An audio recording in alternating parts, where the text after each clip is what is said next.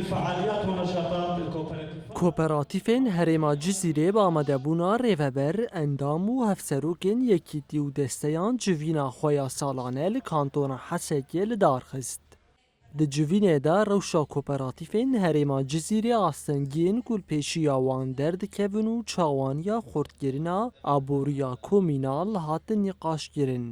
Rêveberên kooperatifên Herêma Cizîrê behsa girîngiya civînê û pêşxistina projeyên li Herêmê dikin. نرخاندنا همه ام بیشن کاری او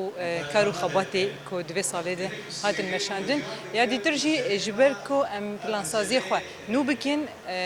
و خورت بکن بینن سر زمان و سوز بدن کو چوامه ده سالا چویده ما کاری خو به چرنگی مشان که ماسیه مت کرده بون امان که ماسیه ادی دوباره نکن ام هین خورتر هین ریخستنی برنگ ریخستنی بهتر ام کار بکن کوپراتیف خو زیاده بکن یه هیجی فرح بکن یعنی ارمان جمع او ذاتا ام فکری آبوریا جواکی ام بیشن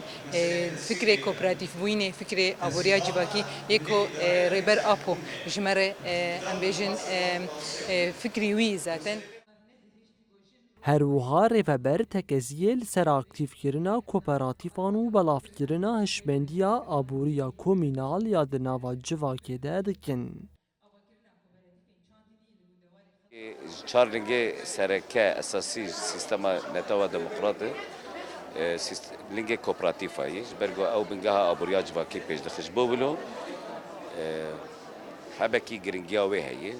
civak jî êdî xwe birêxistin dike xwe xwe bi xwedî aborî